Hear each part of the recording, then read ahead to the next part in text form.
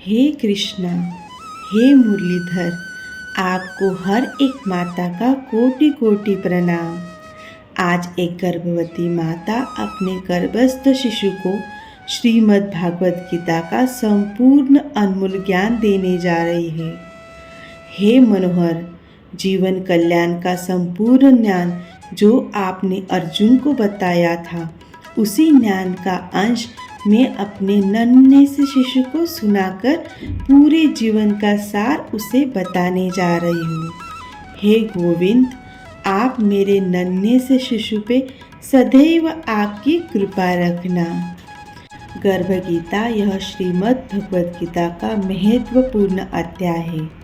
गर्भवती माता ने एक जगह पर बैठकर अपने पेट पर दोनों हाथों को रखकर इस गर्भ गीता को ध्यान से सुनिए और आपके नन्हे से शिशु को भी यह सुनाइए।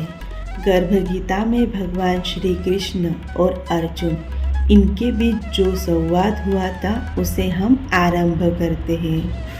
श्री गर्भ गीता अर्जुनवाच, हे मधुसूदन, हे मुरलीधर, कृपया आप मुझे बताइए कि प्राणी जब गर्भ योनि में आता है तो वह अपने किन गुण दोष के कारण आता है।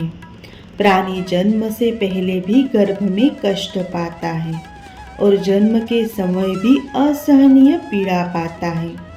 इसके बाद भी वह रोगों के कारण दुख ही पाता है।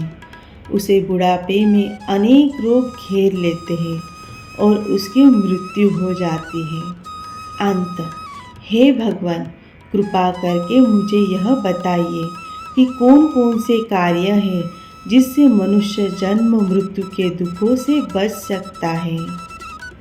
श्री कृष्णवाच, हे धनुर्धारी, जन्म मृत्यु का बंधन तो उन प्राणियों की नियति है जो संसार में क्रियान्वित रहते हैं।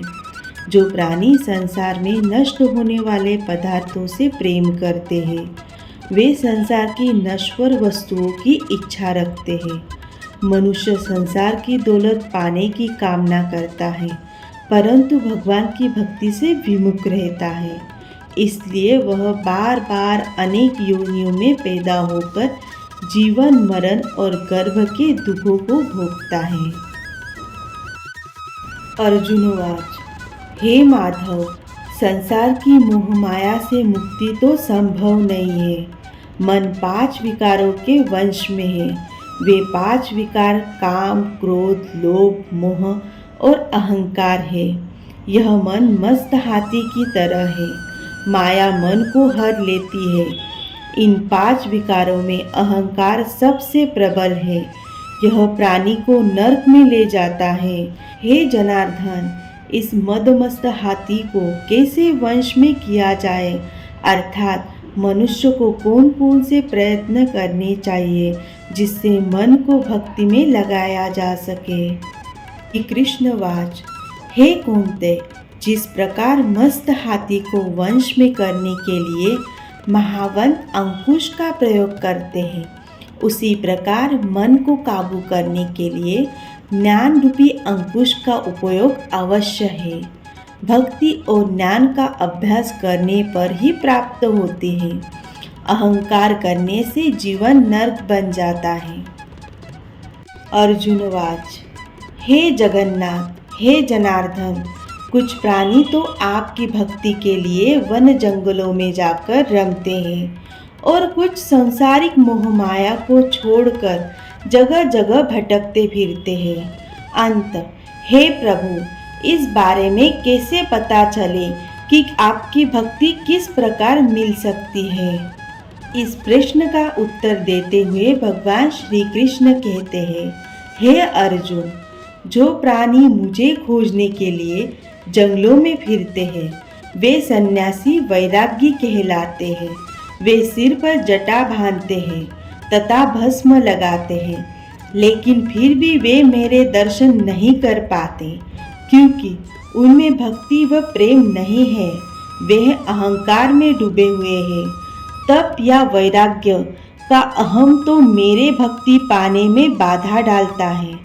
मैं शुद्ध मन से भक्ति करने वाले सतत अभ्यासु जो काम, क्रोध, मोह, लोभ और अहंकार से परे है, उन्हें ही दर्शन देता हूँ।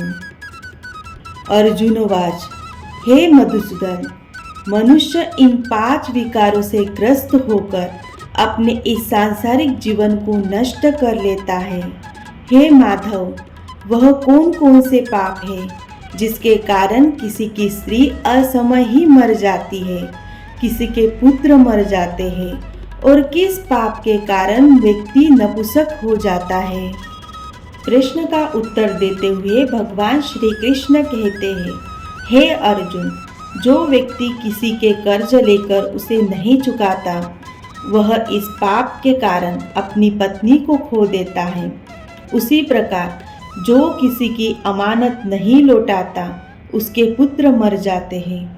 जो किसी व्यक्ति को सहायता करने का वचन देकर भी समय पर उसकी सहायता नहीं करता, वह नपुंसक हो जाता है। ये सभी बड़े भयंकर पाप हैं। अर्जुनवाच, अर्जुन भगवान श्री कृष्ण से पूछते हैं, हे कृपा निधान, मनुष्य किस पाप के कारण हमेशा रोगी रहता है और किस पाप के कारण बोझा ढोने वाला गधे का जन्म पाता है? स्त्री तथा गधे का जन्म प्राणी किस पाप कर्म के कारण मिलता है? मनुष्य किस कुकर्म के फलस्वरूप जघन्य पशु बनता है? श्री कृष्णवाच, भगवान श्री कृष्ण अर्जुन को बताते हैं, हे धनुर्धारी, जो मनुष्य अपनी कन्या को बेच देता है, वह हमेशा रोगी रहता है। जो अभक्ष भोजन करता है और विषम विकार के लिए मदिरा पान करता है, वह गधे का जन्म पाता है। जो झूठी गवाही देने वाला होता है, वह स्त्री जन्म पाता है। जो भोजन बनाकर पहले स्वयं ही खा लेता है, बाद में भगवान को दान करता है, वे बिल्ली सुअर योनि को प्राप्त करते हैं। अर्जुन भगवान श्री कृष्ण से पूछते हैं, हे कृपा निधान, हे मुरली मोहन, इस संसार में जीव प्राणियों को आपने धन दौलत प्रदान की है और उत्तम वाहन भी दिए हैं। उन्होंने कौन कौन से पुण्य किए हैं? श्री कृष्ण कहते हैं, हे धनंजय, जो उत्तम रीति से पात्र को स्वर्ण दान करता है, वह उत्तम वाहन और धन धान्य प्राप्त करता है। जो भगवान को साक्षी मानकर कन्यादान करता है, वे उत्तम पुरुष का जन्म पाते हैं। अर्जुन भगवान श्री कृष्ण को पूछते हैं, हे दयानिधि, हे देवकी नंदन, इस संसार में आपने किसी को तो इतना सुंदर बनाया है और किसी को इतना कुरूप, किसी को धनवान बनाया है तो किसी को निर्धन, सो ऐसा क्यों है? इस प्रश्न का उत्तर देते हुए भगवान श्री कृष्ण कहते हैं, हे अर्जुन, जिन प्राणियों ने अन्न दान किया है, उनका स्वरूप सुंदर है। जिन्होंने विद्या दान किया है, वह विद्यावान है। फिर भी पुरुष का रूप स्वरूप नहीं, बल्कि गुण महत्वपूर्ण है। जो संतों की सेवा करते हैं, वे धनवान व पुत्रवान होते हैं। अर्जुनवाच, हे मधुसूदन, हे मुरलीधर, मनुष्य धन और सांसारिक सुखों के प्रति इतना मोह क्यों रखता है? इस प्रश्न का उत्तर देते हुए भगवान श्री कृष्ण कहते हैं, हे धनंजय, यदि प्राणी मेरी कृपा से वंचित हो जाए तो वह धन दौलत आदि के मोह करने लगता है। ये सब नाशवान है। विवेकी प्राणी इस सभी से दूर रहता है। जो व्यक्ति सांसारिक मोह को त्याग कर पवित्र स्थानों के दर्शन करके मेरे निष्काम भक्ति करता है, वह राजा के समान सुख और ज्ञान को प्राप्त करता है। सभी वस्तुएं नश्वान हैं, केवल मेरी भक्ति ही ऐसी है जिसका नाश नहीं होता।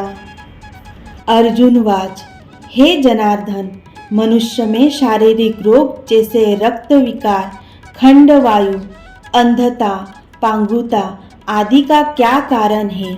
ये रोग क्यों होते हैं? बताने की कृपा करें मुरलीधर। श्री कृष्ण कहते हैं, हे अर्जुन, जो प्राणी मेरी भक्ति से विमुख होकर माया में लिप्त हो जाते हैं, वे क्रोधी, रक्त विकारी, आलसी, दारिद्र, शील संयम रहित, खंडवायु जैसे रोगों से ग्रसित होते हैं। जो स्त्री अपने प्रतिव्रत धर्म का पालन नहीं करती, वह संयम रहित ज्योतिहीनता जैसे विकारों से ग्रस्त रहती है। अर्जुनोवाच, हे मधुसूदन, कृपा करके गुरु दीक्षा के बारे में भी कुछ बताने का कष्ट करें। मुझे गुरु की महिमा के बारे में भी कुछ बताइए। इस प्रश्न का उत्तर देते हुए भगवान श्री कृष्ण कहते हैं, हे धनुर्धारी, तुम्हारा यह प्रश्न संपूर्ण मानव जाति के लिए कल्याणकारी है। तुम धन्य हो और धन्य है तुम्हारी जननी। हे पार्थ, ब्रह्मचारी और संयमी पुरुष जो ईश्वर भक्ति और परोपकार में लगा हो, उसे ही गुरु बनना चाहिए। अपने गुरु की देखरेख में ही मेरी पूजा करें। गुरु की कृपा से विमुख प्राणी सप्तग्राम मारने का पाप भोगता है। ऐसा प्राणी का मुख देखना भी पाप होता है। हे अर्जुन, सारे संसार के गुरु जगन्नाथ है। विद्या का गुरु काशी, चारों वर्ण का गुरु ब्राह्मण, ब्राह्मण का गुरु सन्यासी है। सन्यासी उसे कहते हैं जो सब कुछ त्याग कर मुझ में रम गया हो। वह ब्राह्मण जगत गुरु है। जो मेरा गुरु का भक्त है, वह मेरा भक्त है। जो गृहस्थ गुरु से विमुख होता है, वह चंडाल के समान है। जिस जगह मंदिरा का भांड हो, उस स्थान का गंगा जल भी अपवित्र होता है। इसी तरह गुरु से विमुख व्यक्ति का भजन भी अपवित्र होता है। उसके सभी कर्म निष्फल है। ऐसे व्यक्ति क्रूकर, शुकर, गंधर्व, काक इन योनियों को पाता है। वह अजगर सर्प के समान आलस में डूबा तिरस्कार पाता है। हे धनंजय, गुरु दीक्षा के बिना प्राणी का उद्धार संभव नहीं है। जो गुरु की सेवा करता है, उसको कई अश्वमेध के पुण्य का फल मिलता है। हे अर्जुन, जो प्राणी तुम्हारा यह संवाद पढ़ेगा, सुनेगा, वे गर्भ के दुख से बचेंगे। वे नरक की 84 योनियों के जन्म मरण से बचेंगे। इति श्री गर्भ गीता संपूर्ण। जय श्री कृष्ण। राधे राधे।